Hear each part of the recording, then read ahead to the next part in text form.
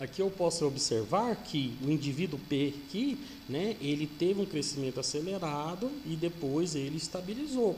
O crescimento do pelinho aqui, pessoal, ele não chegou a crescer e acabou tendo um declínio, ou seja, esse aqui competiu, ganhou, foi mais forte, mais resistente e sobrepôs esse outro organismo que acabou morrendo, né? Às vezes ele pode ter comido o alimento dele. Aqui em Gurupi, em várias cidades do país, eu odeio, assim, eu falo odeio, pessoal, mas não é um pejorativo, assim, é uma coisa bem mais tranquila. Eu não gosto de pombo, eu não gosto de pardal, por quê?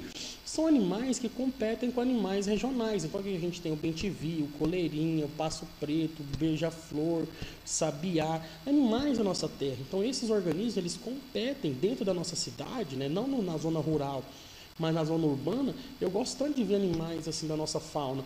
Ou seja, eles competem por esses animais e acabam sobrepondo, né, esses animais da fauna. Ou seja, faunas exóticas, muitas vezes, que não têm muitos predadores naturais, acabam sobrepondo outros animais que acabam em declínio e morrendo. Então, isso é um problema ambiental. Então, por isso que, muitas vezes, eu também tenho que analisar essa competição, que pode ser, né, menos ou mais grave em relação ao tipo de indivíduo. O predatismo também, eu posso ver o que? No caso aqui, eu posso analisar essa cadeia principal aqui, ó, vegetais, herbívoros e carnívoros. Olha aqui. Então, se a população de predador diminuir, a presa vai aumentar. Ou seja, se os carnívoros aqui diminuir, pessoal, e eu tiver muitos herbívoros, isso vai gerar um problema. Por quê? Essa população, ela vai chegar um tempo que não vai ter muito predador, elas vão se reproduzir demais, e o que vai acontecer? Elas vão consumir todo o recurso daquele ambiente. Então, ou seja, ela vai consumir todo o material daquele ambiente, deixando aquele ambiente, né, exaurido, ou seja, comer todos os vegetais, acabar com a quantidade de comida e depois elas vão acabar morrendo também. Elas também vão diminuir, porque vai faltar recursos de alimentação para essa população. No caso, se a população de predador aqui, no caso, aumentar, a tendência é que eles vão predar aqui, no caso, esses herbívoros, ou seja, vai aumentar o consumo por essa presa. E essa população aqui de predador, depois também, a partir de um tempo, ela vai diminuir, porque eles vão comer todos os recursos que vão começar a se exaurir e eles também vão morrer de fome, ou por pandemia, ou por alguma coisa assim. Então, se não tem esse equilíbrio, não adianta falar que vai matar, por exemplo, eu vejo nas fazendas aí, o pessoal, eu vi uma cobra, vai lá e mata. Pega uma jiboia, por exemplo, que come sapo, que come rato. Ele vai lá e mata a jiboia, que não é uma cobra venenosa. A partir de um tempo, o que ela começa a fazer? Começa a ter muito sapo, começa a ter doenças, ou seja, eu estou distinguindo aí, no caso, os predadores, né? Então, ou seja, esse desequilíbrio, então, ou seja, nessa curva aqui dá para a gente observar essa variação. Então, nem sempre matando os predadores, isso é o correto. Os predadores estão ali em menos quantidade, né? Um pouquinho menos do que, no caso, as presas, em função desse controle biológico. Então, não é certo matar esses animais, beleza? O parasitismo, né? O parasitismo aí nós vamos ter doenças endêmicas, né? No caso aí, quando ela é endêmica, ela é mais regional, então, ou seja, ela não vai afetar, ela vai variar de acordo com o ambiente ali. Se ela passa, né, por uma região um pouquinho maior, eu vou ter uma epidemia.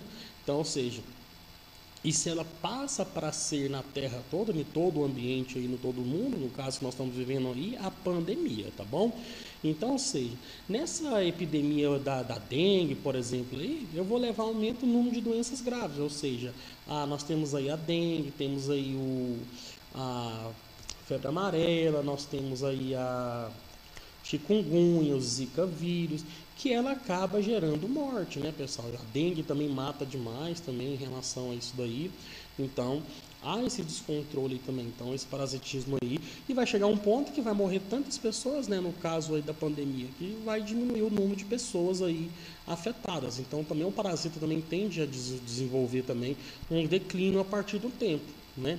Então, ou seja, nós temos hoje no mundo, aqui por exemplo no Brasil, quem não pegou a pandemia, o vírus, o coronavírus aí e resistiu, eles têm uma resistência, né? Eu mesmo, até agora, não sei se eu peguei, mas possivelmente eu tenho um certo tipo de resistência, porque se eu tiver tido contato, né, mas outras pessoas não teve a mesma sorte, ou seja, esse vírus, a tendência dele é cair. A gente pode observar as curvas aí. Alimentação.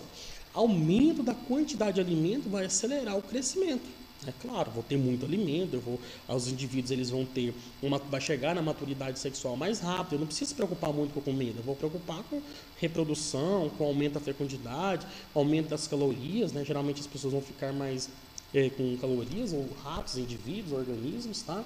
Ou se eu diminuo também a quantidade, eu vou retardar o crescimento, porque o organismo ele vai ter que deixar de reproduzir para poder procurar alimento. Então vai diminuir a fecundidade, vai aumentar o canibalismo, né? Diminuição da quantidade de reserva, ou seja, isso também é um fator que vai flutuar e que vai limitar esse crescimento desses indivíduos. Fatores climáticos. Quando eu desenvolvo um fator climático, eu vou estar falando de temperatura, luminosidade, umidade. Isso aí influencia, porque, por exemplo, nós temos organismos que são pecilotérmicos, onde a temperatura ambiental, o seu metabolismo vai variar de acordo com o ambiente, né?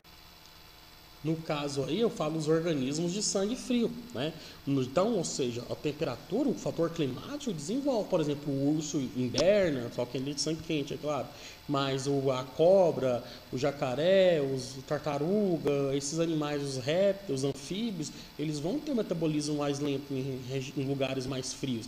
Ou seja, isso influenciou diretamente nele. Já outros organismos que são homeotérmicos, são aves e mamíferos, não, eu vou ter mecanismo que vai me aquecer, que eu vou produzir meu próprio metabolismo em relação ao calor. Então, ou seja, esse fator, no meu caso aqui, ele é um indireto, né? No caso, o urso aqui, por causa da neve, ele vai hibernar. As baleias, no caso, elas vão adquirir uma camada de gordura para resistir a ambientes, ou seja, esse fator é indireto, mas diretamente eu vou ter os pecilotérmicos, também são fatores limitantes. Aqui eu tenho curvas de sobrevivência, ou seja, uma curva onde esse indivíduo vai ter o quê? Né? Durações de vidas específicas, por exemplo, aqui. No caso aqui, na curva, no caso dos mamíferos aqui, eu vou ter o quê? Uma mesma duração durante a dia, eu sei, do indivíduo durante toda a vida, ou seja, eu vou ter uma sobrevivência mútua, a partir de um tempo ela vai ter um declínio, porque ele tem a mesma duração, ou seja, são organismos que têm a vida bem delimitada, tá? Depois, na velhice, ele tende a cair. A curva de mortalidade, por exemplo, aqui que acontece na hidra, né, eu vou ter uma taxa de mortalidade que é constante, natalidade, mortalidade, ou seja, uma curva aí bem constante. No caso, peixes aqui invertebrados, eu vou ter uma grande mortalidade entre jovens, né? No caso aqui, porque eles vão servir de presas, vão ser predados, vão predar, vão ter um desenvolvimento aí, uma fase mais jovem, ou seja, observa aí uma queda de mortalidade em relação, sobrevivência em relação ao tempo. Então, com isso, nós observamos o que? As curvas de sobrevivência de diversos indivíduos. Beleza, pessoal?